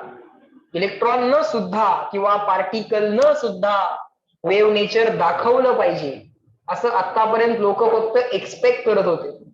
डी ब्रॉग्लीनं हायपोथेसिस केलं होतं, सांगितलं होतं की असं होऊ शकेल किंवा असं व्हायला पाहिजे. आता ते डायग्राम एक मिनिट फक्त बघा, ही डायग्राम कशी ड्रॉ करायची त्या सिक्वेन्स मध्ये, ज्या सिक्वेन्स मध्ये सांगतोय त्या सिक्वेन्स मध्ये ड्रॉ करा. समोर लक्ष द्या. इथं एक फिलामेंट आहे, या फिलामेंट मधून एक कंटिन्युअस करंट आपल्याला पास करायचा आहे. पहिल्यांदा कम्प्लीट ऑब्झर्व करा, काहीही ड्रॉ करू नका, लिहायला वेळ देतो. एक बॅटरी आहे, या फिलामेंट मधून कंटिन्युअसली करंट पास करतेय. सो करंट गेल्यामुळे ही फिलामेंट तापणार आहे. ही फिलामेंट तापायला लागली की थर्मल एनर्जी जी इथं अवेलेबल असेल ती थर्मल एनर्जी इलेक्ट्रॉन्स एक्वायर करतील, ऍब्सॉर्ब करतील. त्यातली थोडी एनर्जी इलेक्ट्रॉन्स न्यूक्लियसचं अट्रॅक्शन ओव्हरकम करायसाठी वापरतील आणि बाकी सगळी एनर्जी इलेक्ट्रॉन्स कायनेटिक एनर्जी म्हणून घेतील आणि बाहेर पडतील या फिलामेंट मधून. सो अशा टाईपच्या इमिशन ऑफ इलेक्ट्रॉनला म्हणायचं थर्मियोनिक इमिशन. काय म्हणायचं? Thermionic emission. Because the emission of electron has been carried out with the help of heat, not with the help of electricity, or not with the help of light. Light मुळे electron emit झाले तर त्याला म्हणायचं आहे photo emission. काय म्हणायचं आहे? Photo emission. आणि इलेक्ट्रिसिटी वापरून जी हीट तयार झाली, बेसिकली इलेक्ट्रॉन्स हीट मुळे इमिट झाले, म्हणून त्याला म्हणायचं थर्मियोनिक इमिशन. म्हणून त्याला काय म्हणायचं? Thermionic emission. सो हे जे इलेक्ट्रॉन्स बाहेर पडतायत, हे बाहेर पडलेले इलेक्ट्रॉन्स एका सिलेंड्रिकल ट्यूबनी अट्रॅक्ट केले जातात. या सिलेंड्रिकल ट्यूबला मध्ये बारीक एक पाईप आहे, एकदम फाईन अशी एक पाईप आहे, हॉलो पाईप आहे. ओके, ही सिलेंड्रिकल ट्यूब जी काय आहे ही फार जास्त हायर पोटेन्शियल असते. For example may be 50 volt, may be 60 volt. Okay, हे इथं लिहिलेलं आहे low tension. LT means low tension, कमी पोटेन्शियल डिफरन्स असणारी बॅटरी.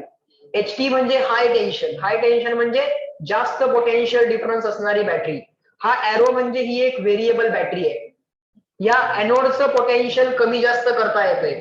यालाच कोलिमेटिंग एनोड किंवा ऍक्सलरेटिंग एनोड असंही म्हणतात, कारण याचं पोटेन्शियल पॉझिटिव्ह आहे with respect to filament. So फिलामेंटनं इमिट केलेले जे इलेक्ट्रॉन्स आहेत, हे सगळे इलेक्ट्रॉन्स हा एनोड काय करतो? अट्रॅक्ट करायचा प्रयत्न करतो, तो ओढून घेतो. पण मध्ये एक होल आहे, मध्ये एक सिलेंड्रिकल ट्यूब आहे, फाईन ट्यूब आहे. जे इलेक्ट्रॉन्स त्या फाईन ट्यूब मधनं पास होतात ते सगळे या ट्यूब मधून ऍज अ बीम म्हणून बाहेर पडतात. Collimation means formation of beam, म्हणून त्याला काय म्हणतात? Collimating anode. हे सगळे इलेक्ट्रॉन्स इथं कलेक्ट केले जातात. मध्ये एक बारीक होल आहे, मध्ये एक बारीक पाईप आहे, एकदम छोटीशी पाईप असेल ती, आणि त्या पाईप मधून इलेक्ट्रॉन्स काय करतात? ऍज अ बीम म्हणून बाहेर पडतात. कळतंय का? इलेक्ट्रॉन्स पहिल्यांदा ओढले जातात, कारण की हा जो काय एनोड आहे हा बॅटरीच्या पॉझिटिव्हला कनेक्ट केलाय. फिलामेंटनं इमिट केलेले इलेक्ट्रॉन्स ओढले जातात. इथे त्या इलेक्ट्रॉनची बीम तयार होते. इथे लिहिलंय आपण इलेक्ट्रॉन बीम. ही जी काही इलेक्ट्रॉन बीम आहे ही या निकेलच्या क्रिस्टल वरती इन्सिडेंट होते. निकेलच्या क्रिस्टल वरती इन्सिडेंट झाली. निकेलच्या क्रिस्टल मध्ये एक व्यवस्थित क्रिस्टलाइन अरेंजमेंट असेल ना ऍटम्सची. ऍटमचे एकाच्या वरती एकाच्या वरती एकाच्या वरती एक लेयर्स असतील. क्रिस्टलचा स्टडी केलाय का? Solid state. एका लेअर वाईज कुठलाही क्रिस्टल तुम्ही लेअर वाईज डिस्क्राईब करता ना, लेअर एबी एबी किंवा एबीसी एबीसी. म्हणजे काय? आमच्याकडे ऍटॉमिक लेयर्स असतील इथं. इन शॉर्ट मला असं म्हणायचंय की इथं आमच्याकडे ऍटॉमिक लेयर्स आहेत. या ऍटॉमिक लेयर्स ना किंवा यातल्या ऍटम्स ना म्हणा, ऍब्सोल्युटली फाईन. या ऍटम्स ना जाऊन हे इलेक्ट्रॉन धडकतात आणि ऑल पॉसिबल डायरेक्शन्स मध्ये स्कॅटर होतात. ऑल पॉसिबल डायरेक्शन मध्ये काय होतात? स्कॅटर होतात. बघा, स्टोरी समजून घ्या, नंतर डायग्राम ड्रॉ करा. सो हे जे काही इलेक्ट्रॉन्स आहेत ते इलेक्ट्रॉन जेव्हा या निकेलच्या ऍटम्सना जाऊन धडकतील, त्याच्या डिफरंट लेयर्सना जाऊन धडकतील, इन्सिडेंट होतील, तेव्हा हे इलेक्ट्रॉन या ऑल पॉसिबल डायरेक्शन मध्ये काय होतील? स्कॅटर होतील. हे स्कॅटर झालेले इलेक्ट्रॉन्स डिटेक्ट करण्यासाठी इथे एक इलेक्ट्रॉन डिटेक्टर लावलेला आहे. काय लावलेला आहे? इलेक्ट्रॉन डिटेक्टर लावलेला आहे. जेवढे जास्त इलेक्ट्रॉन्स डिटेक्ट होतील तेवढा जास्त करंट गॅल्व्हॅनोमीटर दाखवतो. जेवढे कमी इलेक्ट्रॉन्स डिटेक्ट होतील तेवढा कमी करंट गॅल्व्हॅनोमीटर दाखवतो. सो जास्त इलेक्ट्रॉन्स डिटेक्ट झाले की जास्त करंट दाखवतो. याच्या पुढे गॅल्व्हॅनोमीटर असतो. ओके, सो त्या गॅल्व्हॅनोमीटर मधला जर करंट आपण प्लॉट केला, बघा, with respect to this angle, या अँगलला म्हणायचं स्कॅटरिंग अँगल. काय म्हणायचं याला? रिपीट करा, काय म्हणायचं याला? Scattering angle. At a given angle what are the number of electrons and corresponding to that what is the current detected, ते जर आम्ही with respect to angle plot केलं तर आम्हाला जो ग्राफ मिळतो तो ग्राफ असा मिळतो. आणि हा एक व्हेरी फेमिलियर पॅटर्न आहे, तुम्ही स्वतः ओळखाल की हा पॅटर्न कुठला आहे. We are plotting the current detected by the galvanometer versus the angle.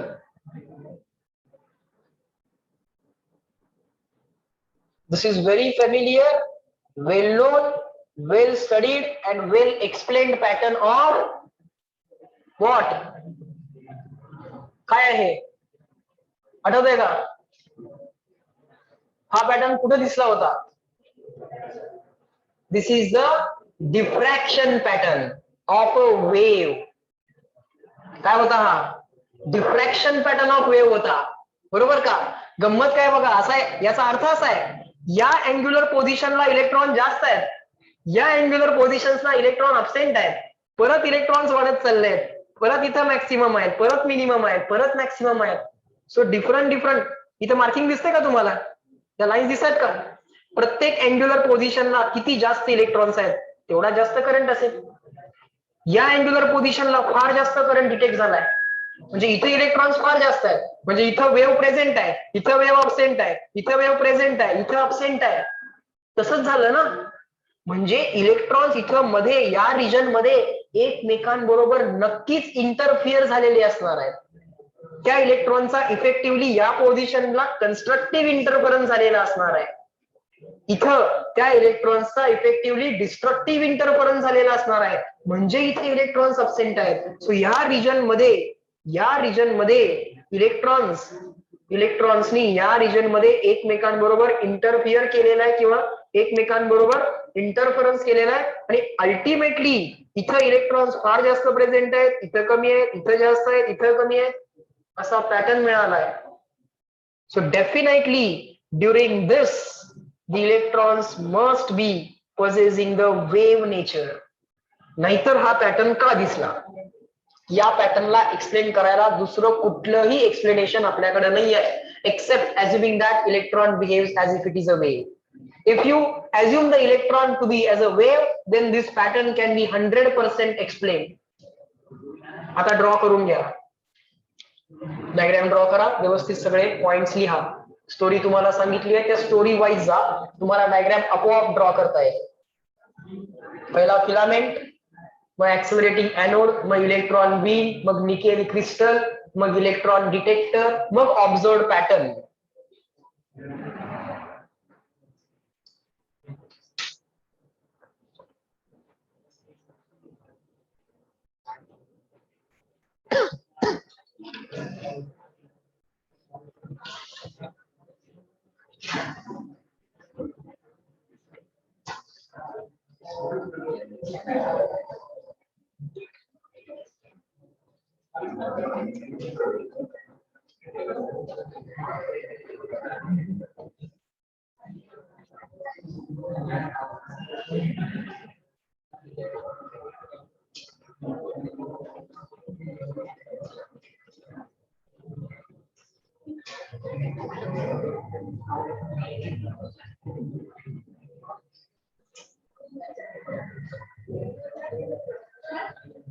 हा काय झालं?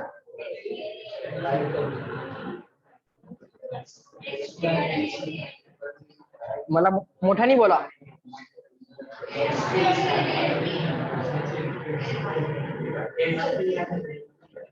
HT आणि LT. ओके, HT म्हणजे हाय टेन्शन, म्हणजे जास्त पोटेन्शियल डिफरन्स असणारी बॅटरी, HT हाय टेन्शन बॅटरी. LT म्हणजे low tension battery, low potential difference produce करणारी बॅटरी. हाय टेन्शन केबल बघितलं रस्त्यावरती, हाय टेन्शन केबल जे असतात लिहिलं असतं ना, HT केबल, किंवा केबल वरती पण ते लिहिलं असतं.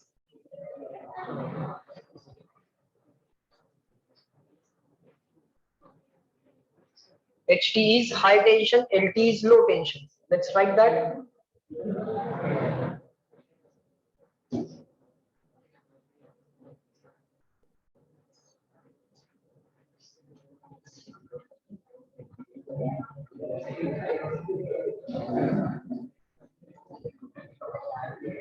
High tension, low tension. Okay.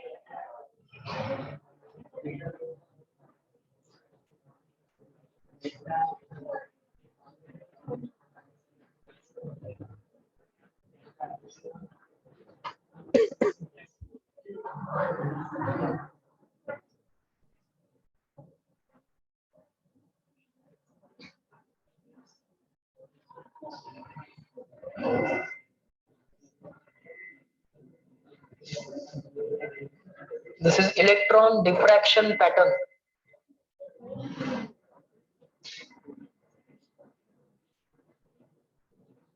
This is electron diffraction pattern.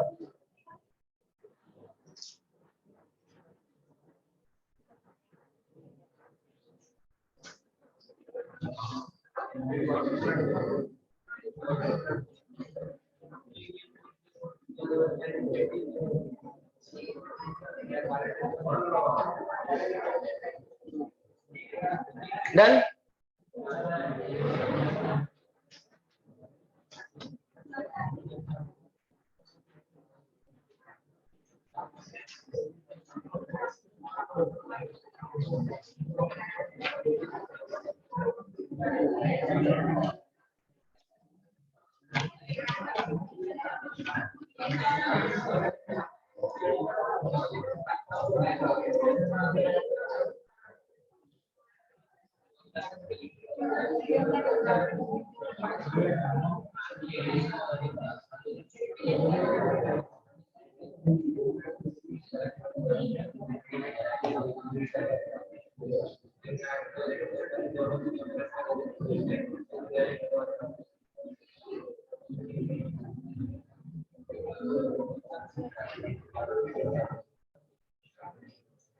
झालं का?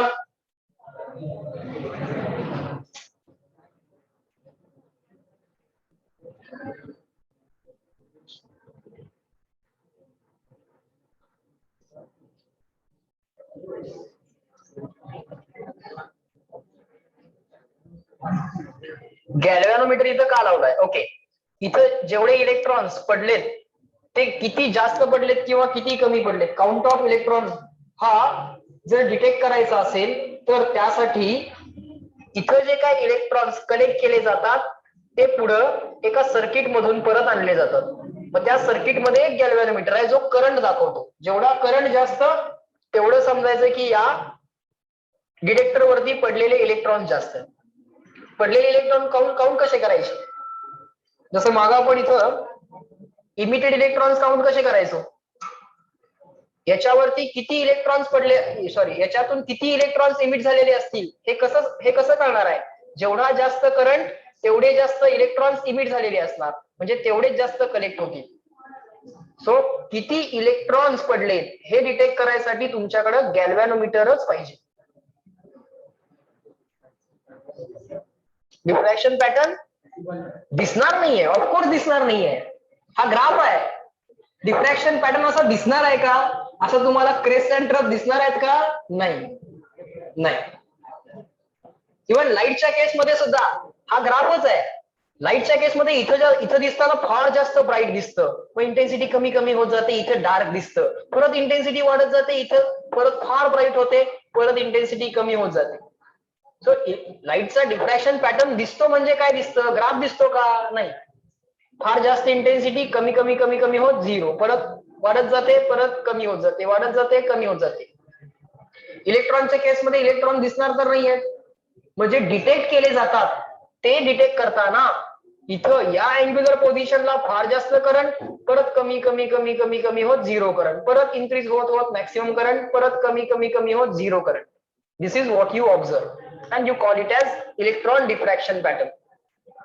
अलग अलग लक्षात समजलं? आता हा एक्सपेरिमेंट का त्याला आम्ही experimental evidence of wave nature of electron म्हटलंय ते आता जरासं व्हेरीफाय करूया.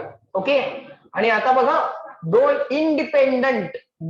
इंडिपेंडंट एक्सपेरिमेंट्स म्हणा किंवा दोन इंडिपेंडंट गोष्टी एकमेकांना जेव्हा ऍग्री होतात तेव्हा आम्ही म्हणतो की गिवन थिंग किंवा गिवन थेरी ही सक्सेसफुल आहे. एक थेरी आपल्याकडे होती की इलेक्ट्रॉन जेव्हा व्ही एवढ्या व्होल्टेजनी ऍक्सलरेट केला जातो तेव्हा इलेक्ट्रॉनची वेव्हलेंथ किती असली पाहिजे. इलेक्ट्रॉन जेव्हा व्ही एवढ्या व्होल्टेजनी ऍक्सलरेट केला जातो तेव्हा इलेक्ट्रॉनची वेव्हलेंथ काय असली पाहिजे. √150/v. बरोबर का. बरोबर का. सो ती वेव्हलेंथ आपल्याला बाय थेरी कॅल्क्युलेट करता येते. ही थेरी कुणी दिली आहे. D Broglie. कुणी दिली ही थेरी. D Broglie. बरोबर. तो माणूस वेगळा आणि आता ही दोघं जी काय आहेत या दोघांनी जो एक्सपेरिमेंट केला हा एक्सपेरिमेंट करून जो पॅटर्न दिसला अरे हा पॅटर्न दिसण्यासाठी असोसिएटेड वेव्हलेंथ ऑफ इलेक्ट्रॉन काय असली पाहिजे. डिफ्रॅक्शनच्या पॅटर्न वरनं तुम्ही वेव्हलेंथ काढू शकताय की नाही. मला सांगा ना. फ्रिंज विड्थ वरनं किंवा विड्थ ऑफ सेंट्रल मॅक्सिमा वरनं तुम्ही वेव्हलेंथ कॅल्क्युलेट करू शकता की नाही. जसं इंटरफरन्स पॅटर्न मधनं तुम्ही wavelength of incident light calculate करू शकता तसं डिफ्रॅक्शन पॅटर्न वरनं सुद्धा तुम्ही काय कॅल्क्युलेट करू शकता. Wavelength of incident light calculate करू शकता. सो या इलेक्ट्रॉनच्या डिफ्रॅक्शन पॅटर्न वरून वेव्हलेंथ ऑफ इलेक्ट्रॉन कॅल्क्युलेट करण्यात आली आणि एक वेव्हलेंथ या फॉर्म्युल्यावरनं कॅल्क्युलेट करण्यात आली. मग आम्ही फक्त काय करायचंय बघा या डिफ्रॅक्शन पॅटर्न वरनं एक वेव्हलेंथ कॅल्क्युलेट करायची. या ऑब्झर्व डिफ्रॅक्शन पॅटर्न वरनं एक वेव्हलेंथ कॅल्क्युलेट करायची आणि दुसरी वेव्हलेंथ कॅल्क्युलेट करताना या दोघांना विचारायचं डॅव्हिसन आणि जर्मरला विचारायचं तुम्ही इथं किती व्होल्टेज अप्लाय केलं होतं ते सांगा. या लोकांनी इथे डिफरंट व्होल्टेजेस अप्लाय करून हे पॅटर्न्स बघितलेले असणार आहे. त्यातलं कुठलं तरी एक व्होल्टेज सांगा आणि कुठल्या पॉइंटला मॅक्सिमा आहे ते सांगा म्हणजे हा अँगल सांगा आणि इथलं ऍक्सलरेटिंग व्होल्टेज जे काय होतं ते व्होल्टेज सांगा. या दोघांना विचारायचं आपण व्होल्टेज. ते व्होल्टेज परत या मागच्या फॉर्म्युल्यामध्ये सबस्टिट्यूट करायचं आणि एक थेरॉटिकल वेव्हलेंथ कॅल्क्युलेट करायची जी डी ब्रॉगिलीनं हायपोथेसिस मध्ये मांडली होती. एक थेरॉटिकल वेव्हलेंथ कॅल्क्युलेट करायची वेव्हलेंथ ऑफ इलेक्ट्रॉन आणि त्या वेव्हलेंथला कम्पेअर करायचं या पॅटर्ननं दिलेल्या वेव्हलेंथ बरोबर. जर दोन्हीची व्हॅल्यू सेम आली तर theory successful. Yes electron behaves as if it is a wave. बरोबर. मी ज्या आर्ग्युमेंट आत्ता मांडल्या त्या समजल्या का तुम्हाला. एक वेव्हलेंथ कुठनं काढणार आहोत आपण या पॅटर्न वरनं. This is what we have observed so that is going to be the reality. रियालिटीमध्ये इलेक्ट्रॉनची वेव्हलेंथ एवढी आली मग बाय फॉर्म्युला पण एवढी आली तर ठीक आहे म्हणायचं. मग डी ब्रॉगिलीने जे सांगितले तेही खरं आहे हे पण प्रूव्ह झालं. त्याला तरी कुठं माहित होतं तो जे सांगतो ते खरं आहे की नाही. समजतंय का. सो दोन एक्सपेरिमेंट दोन एक्सपेरिमेंट नको म्हणायला आपण एक थेरी आणि एक एक्सपेरिमेंट. ही theoretical value of wavelength of electron आहे आणि याच्यावरनं कॅल्क्युलेट होणार आहे experimental value of wavelength of electron. This is going to be the reality. ही गोष्ट एक्सप्लेन करावी लागणार आहे. एक्सपेरिमेंट मध्ये जे होतं ते थेरीने एक्सप्लेन करायचं असतं. थेरीत जे लिहिलंय ते एक्सपेरिमेंटनं करून दाखवायचं नसतं. जे एक्सपेरिमेंट मध्ये झालंय ते एक्सप्लेन करायचं काम थेरीच आहे. एक्सपेरिमेंट मध्ये जी वेव्हलेंथ मिळाली ती वेव्हलेंथ थेरीने मिळते का बघायची मग मागची थेरी प्रूव्ह होते. समजतंय का. सो आता पुढे लिहा. डॅव्हिसन अँड जर्मर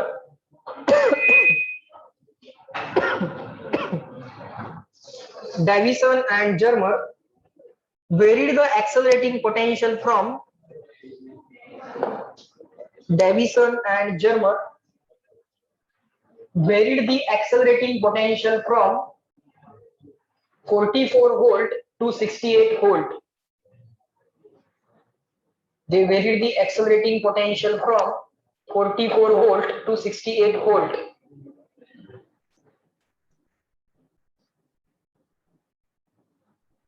प्रत्येक व्होल्टेज एक सेट केलं पॅटर्न ऑब्झर्व करत बसले. Davison and Germer varied the accelerating potential from 44 volt to 68 volt. त्यातला एक डेटा पुढे आपण पुढे लिहितोय.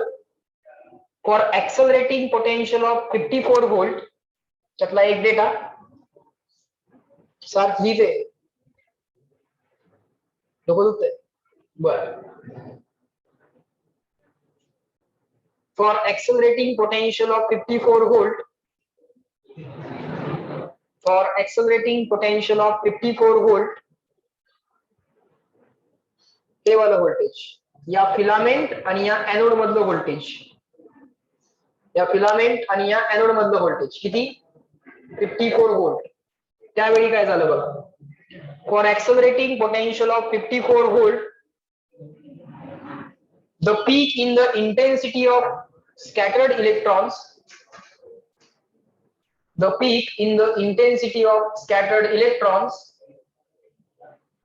were observed for theta is equal to 50 degree. तो scattering angle theta equal to 50 degree असताना मॅक्सिमम ऑफ डिफ्रॅक्शन मिळाला होता, डिफ्रॅक्शनचा मॅक्सिमा मिळाला होता peak in the intensity. Okay. also from the observed diffraction pattern, जो diffraction pattern मिळाला, also from the observed diffraction pattern,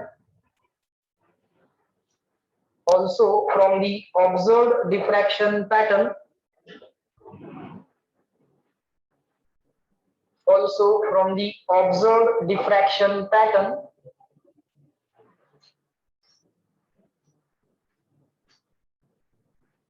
they measure the value of wavelength of electron to be, they measure the value of wavelength of electron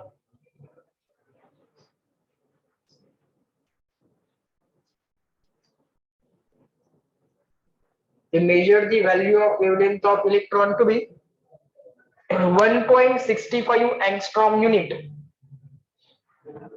1.65 angstrom unit. This is what we observe from the pattern.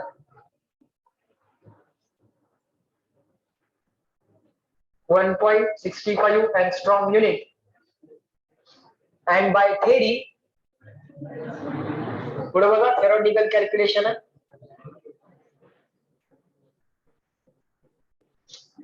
And by theory, wavelength of electron is 12.28 upon accelerating voltage square root, 12.28 upon root v. Then substitute the value of v as 54. Then substitute the value of v as 54. And there we get the value that was from theory as 1.67 angstrom unit. याला म्हणायचं theoretical value. ही आहे observed value from the pattern. This is the calculated value from the theory. This is the calculated value from the theory.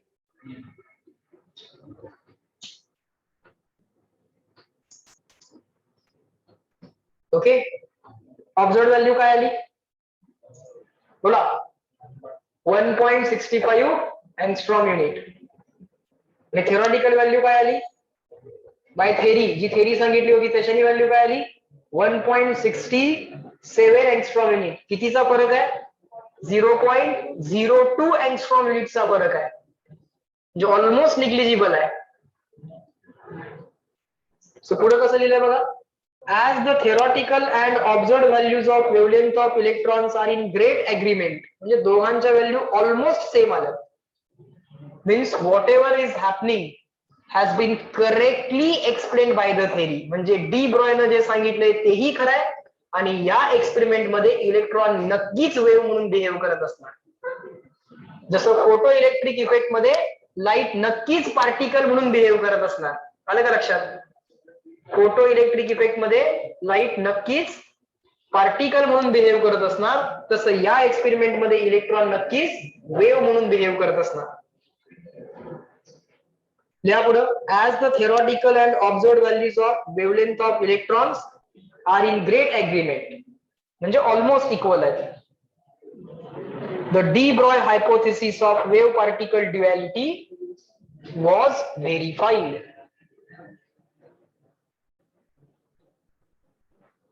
D ब्रॉयनं जे सांगितलं होतं ते नक्कीच खरं आहे.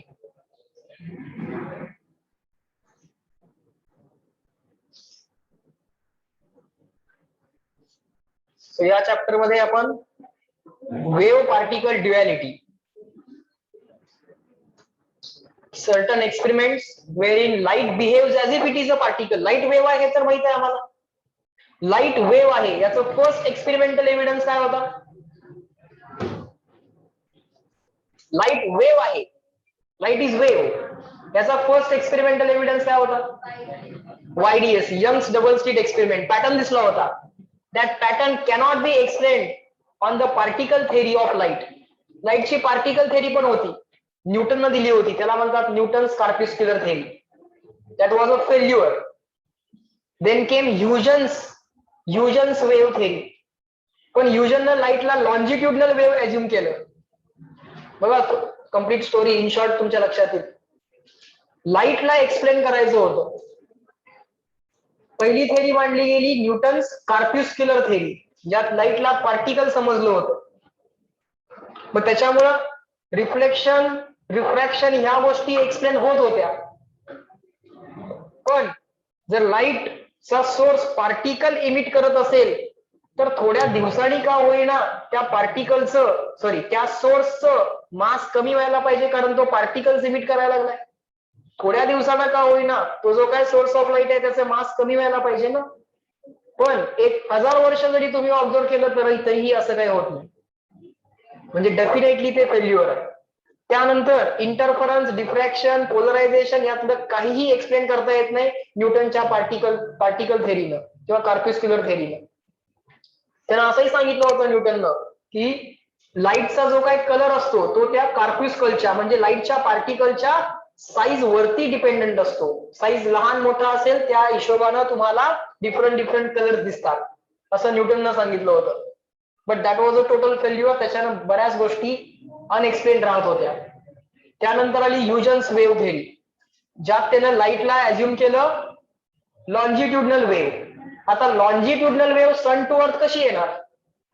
कुठलंही मेकॅनिझम नाही आहे लॉन्जिट्युडनल वेव्हला सन टू अर्थ ट्रॅव्हल करण्यासाठी, कारण लॉन्जिट्युडनल वेव्हजना ट्रॅव्हल करण्यासाठी ऑलवेज मीडियम रिक्वायर्ड आहे. गंमत बघा, लॉन्जिट्युडनल वेव्हजना ट्रॅव्हल करण्यासाठी ऑलवेज मीडियम रिक्वायर्ड आहे. मग ते फेल्युअर झालं. मग त्यानं स्वतःच्या थेरीला बॅक करण्यासाठी, कुणी? ह्युजन. स्वतःच्या थेरीला बॅक करण्यासाठी त्यानं काय सांगितलं की there is a hypothetical medium. आता हायपोथेटिकल आपण म्हणतो, पण त्यानं म्हटलं की there is a medium called as इथर, ल्युमिनिफेरस इथर. काय नाव दिलं त्याला त्यांनी? इथर. ह्युजननं काय म्हटलं की बिटवीन सन अँड अर्थ किंवा ही जी काय स्पेस आहे देर is a medium called as इथर. आईन्स्टाईननं त्याला रॉंग प्रूव्ह केलं, इथर वगैरे असलं काय नसते म्हणून सांगितलं. आईन्स्टाईननं त्याचा एक्सपेरिमेंटल एव्हिडन्स दिला की there is no medium like ether in the space. मग आपण त्या ह्युजनच्या थेरीमध्ये थोडेसे मॉडिफिकेशन केले आणि मग लाईटला ट्रान्सव्हर्स वेव्ह म्हटलं गेलं. मग प्रश्न पडला की transverse wave sun to earth कशी येणार? Transverse wave sun to earth कशी येणार हा प्रश्न पडला. मग मॅक्सवेलनं सांगितलं मला ट्रान्सव्हर्स वेव्हचं मला माहित नाहीये, पण मला इलेक्ट्रोमॅग्नेटिक वेव्ह कशी ट्रॅव्हल होते हे माहित आहे. मॅक्सवेलनं काय सांगितलं, मला इलेक्ट्रोमॅग्नेटिक वेव्ह व्हॅक्यूम मध्ये कशी ट्रॅव्हल होते हे माहित आहे. मग मॅक्सवेलनं इलेक्ट्रोमॅग्नेटिक वेव्हला एक्सप्लेन केलं आणि मग बाकी लोकांच्या डोक्यात प्रकाश पडला की लाईट सुद्धा इलेक्ट्रोमॅग्नेटिक वेव्ह असावी. सो जनरली मॅक्सवेलचे 4 इक्वेशन लिहितात, त्याच्या आधी असं लिहिलं असतं गॉड रोट, मग 4 इक्वेशन आणि मग खाली लिहिलेलं असतं and there is a light. म्हणजे मॅक्सवेलनं 4 इक्वेशन दिल्या. Maxwell is termed as a god of electromagnetism. त्यानं 4 इक्वेशन्स लिहिल्या. त्यानं एक्सप्लेन केलं की इलेक्ट्रोमॅग्नेटिक वेव्ह कशी ट्रॅव्हल होते व्हॅक्यूम मध्ये आणि मग लोकांच्या डोक्यात प्रकाश पडला, म्हणतात की लाईट सुद्धा इलेक्ट्रोमॅग्नेटिक वेव्ह असावी, which was a perfectly right answer. And then we can explain all the wave phenomena such as interference, diffraction, polarization. And then there was a next problem which was encountered to explain the photoelectric effect, which was completely out of scope of wave theory. Naveen problem create झाला की photo electric effect explain करा. मग परत आईन्स्टाईनच्या डोक्यात प्रकाश पडला की न्यूटननं particle म्हटलं होतं, त्यानंतर प्लँकनं क्वांटम थेरी मांडली होती, त्यातल्या मेजर कॉन्ट्रीब्युशन प्लँकचं, आणि मग पुढचं सगळं जे काय काम होतं ते आईन्स्टाईनचं, कारण प्लँकने इक्वेशन दिलं होतं की quanta of light is equal to H nu. एनर्जीचं पॅकेट जे असतं त्याची एनर्जी एच न्यू एवढी असते. ही पण जी काही स्टोरी आहे, तुम्ही कधीतरी एक्झाम झाल्यानंतर तुम्ही प्लँक्स कॉन्स्टंट, प्लँक जो काय मॅक्स प्लँक, त्याची तुम्ही स्टोरी जरा बघा. तो इक्वेशन त्याला माहित नव्हतं की तो एच काय आहे, त्यानं एच एक कॉन्स्टंट प्रिडिक्ट केला. नंतर कळालं की this is the constant of universe, this is how the nature behaves. Epsilon 0 8.85 × 10⁻12 आहे, त्याचं एक्सप्लेनेशन नाही आहे, लक्षात घ्या. This is how the universe works. दुसऱ्या युनिवर्स मध्ये या कॉन्स्टंटच्या व्हॅल्यूज दुसऱ्या असतात, आपल्या युनिवर्स मध्ये आहे. सी स्पीड ऑफ लाईट 299 ते जी काय पुढे व्हॅल्यू आहे ती × 10⁸ जे काय, किंवा 3 × 10⁸ आपल्या युनिवर्स मध्ये ही आहे. एप्सिलॉन 0 ची व्हॅल्यू 8.85 आहे. प्लँक्स कॉन्स्टंटची व्हॅल्यू 6.63 आहे. पण नंतर हे रिव्हील होत गेलं की हे सगळे युनिव्हर्सल कॉन्स्टंट आहेत. μ0/4π ची व्हॅल्यू 10⁻⁷ आहे. नंतर लक्षात येत गेलं लोकांना की μ0 हा नेचरचा कॉन्स्टंट आहे. ही लोक प्रपोर्शनॅलिटी कॉन्स्टंट म्हणून इंड्यूस करायची आणि त्या कॉन्स्टंटची व्हॅल्यू बाय एक्सपेरिमेंट कॅल्क्युलेट करायची, आणि नंतर रिव्हील व्हायचं की हा युनिव्हर्सल कॉन्स्टंट आहे. जसं न्यूटननं सांगितलेला प्रपोर्शनॅलिटी कॉन्स्टंट 6.67 × 10⁻11 तो सुद्धा युनिव्हर्सल कॉन्स्टंट निघाला. त्यांना सांगितलं काय होतं, F proportional to M1, F proportional to M2, F proportional to 1/r², आणि मध्ये proportionality constant G, which was revealed as a universal constant. तोच युनिव्हर्सल कॉन्स्टंट नंतर आईन्स्टाईनच्या थेरीमध्ये पण आहे, थेरी ऑफ रिलेटिव्हिटी मध्ये, कारण तो युनिव्हर्सल आहे. तो जर खोटा असता तर तो परत आईन्स्टाईनच्या थेरीमध्ये येऊ शकला नसता. ओके, मग जो प्रॉब्लेम क्रिएट झाला होता तो फोटो इलेक्ट्रिक इफेक्ट एक्सप्लेन करायचा होता. मग तो प्रॉब्लेम सॉल्व्ह करण्यासाठी आईन्स्टाईननं एक्सप्लेनेशन दिलं. मग लोकांना असं लक्षात आलं की जर light wave behaviour, light particle behaviour दाखवते, तर पार्टिकलनं सुद्धा काय केलं पाहिजे, वेव्ह बिहेवियर दाखवलं पाहिजे. मग पार्टिकलनं वेव्ह बिहेवियर दाखवलं पाहिजे यासाठी हायपोथेसिस केले गेले. त्यातलं बेस्ट हायपोथेसिस कुणाचं होतं, डी ब्रॉय. त्यानं सांगितलं की पार्टिकलची वेव्हलेंथ कशी कॅल्क्युलेट करायची. बरं, त्याच्याकडे काय एक्सप्लेनेशन किंवा एव्हिडन्स होता का, नाही. ते कुणी एक्सप्लेन केलं, डॅव्हिसन अँड जर्मर. समजतंय का, मागच्या 100 वर्षात झालं हे सगळं, याला मॉडर्न फिजिक्स म्हणतात. न्यूटन जेव्हा होता त्याला क्लासिकल फिजिक्स, आणि त्यानंतर मागच्या 100 वर्षात जे काय घडते ते modern physics, from Einstein onwards almost, किंवा त्याच्या थोडस आधीपासून. कळतंय. आता याचा नेक्स्ट चॅप्टर जो असणार आहे तो आहे ऍटम्स, आणि त्याच्यामध्ये ऍटमचे मॉडेल्स प्रिडिक्ट करायचे आहेत. मग तुमचा Thomson, Rutherford, plum pudding model वगैरे ती सगळी लोक, या सगळ्यांचे फेल्युअर ओव्हरकम करणारा एक माणूस म्हणजे कोण, Niels Bohr. And that Niels Bohr scientist, त्यानं दिलेले इक्वेशन्स आणि त्यानं मांडलेलं ऍटमचं जे काही एक्सप्लेनेशन, त्यानं दिलेल्या इक्वेशन्स त्या आपण बघणार, त्याच्यावरची गणितं सोडवणार. So very interesting part is remaining in the next 2 chapters, that will be also over. येणाऱ्या पुढच्या 2 चॅप्टर मध्ये त्या सुद्धा गोष्टी संपून जातील. Almost we are at end. Okay, so in this lecture we are going to stop at this point. So bye bye everyone, online people. Let me end the lecture at this point. Okay, so bye. Let me end the lecture.